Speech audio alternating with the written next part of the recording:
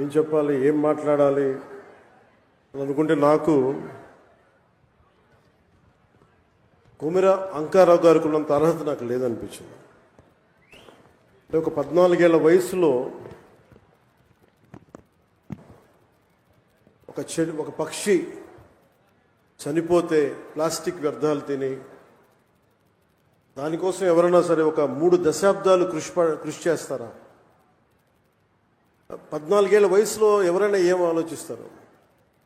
ఆడుతా పాడుతూ తిరుగుదామని, అటు ఇటు తిరుగుదాం అనుకుంటారు. కానీ పర్యావరణం గురించి ఆలోచించే స్థాయిలో ఉన్నారు అంటే ముందుగా కొమిర అంకారావు గారిని ఈ కార్యక్రమానికి విశిష్ట అతిథిగా పిలిచినందుకు మనస్ఫూర్తిగా